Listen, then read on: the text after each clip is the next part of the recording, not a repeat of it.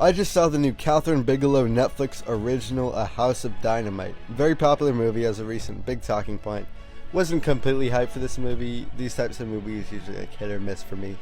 Usually miss. So let's get right into it. I'll give my rating at the end. A House of Dynamite follows the US government reacting, panicking, and planning their next moves after a rogue nuclear missile is detected. Headed for Chicago, for Carmi. So this was one of those films where we get the same maybe 20 minutes or so from a bunch of different characters' perspectives. Think of Jackie Brown or Weapons. I love that. It was a highlight in the film. Obviously it was a victim to, we didn't really get to know any character, but that's a factor of its storytelling, I'm not complaining. But I love that, and I love the frantic pacing and energy of this movie. Y'all know I love me an anxiety attack of a film, deadass. Most of my favorite movies of all time are like that.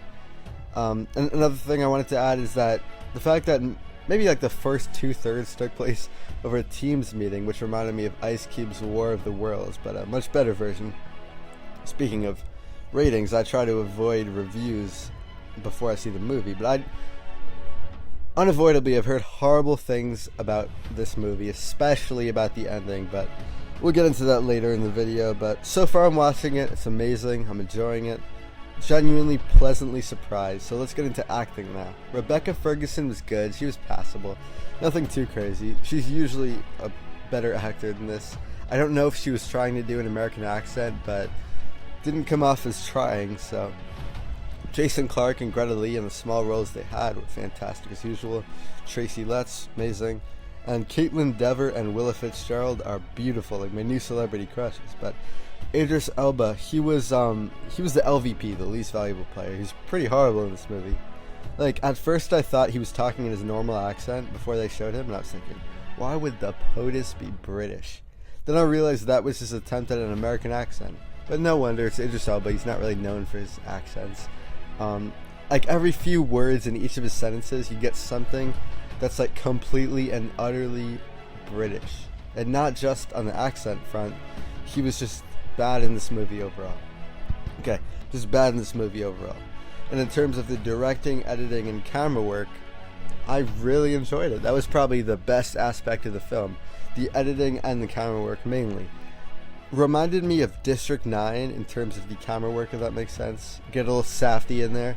Almost fly on the wall. And I know the editor worked with Fincher a lot, blanking on his name, but that was good. So now the moment you've all been waiting for, the ending. I'm going to get my thoughts on that.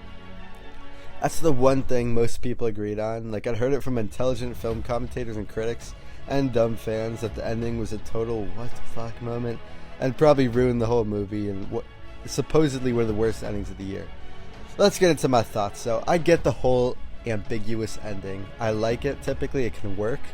Weapons did a great job of this. I mean, technically it wasn't really ambiguous, rather sudden. Speaking of Weapons, probably had one of my favorite endings of the year. It's a dope movie overall. Alright, let's get back on track.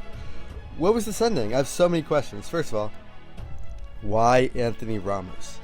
He played such a small role in this movie. If we're going to focus on somebody distraught about the decisions or pressure, immense pressure of this situation, why not focus on the person with the most pressure, the president? The freaking president. Even the Angel Reese would be better than this. But I feel like this movie didn't really benefit from its ambiguity. It's a thriller. Not as much of a political statement as it was probably intended to be. It's a movie. I don't really know what they're trying to do, but I'd love to see some sort of analysis of it. There was a lot of this movie that I liked. Not loved. It's like a grandiose political thriller. I enjoyed it. Not enjoyed the hell out of it. But I didn't mind the ending as much as other people, It didn't, offend me. And I kind of like this movie, so A House of Dynamite, it's a 7 out of 10. Let me know your thoughts, because I'm really curious, so comment below. Happy Halloween. I'm going to go watch The Batman now, so peace out.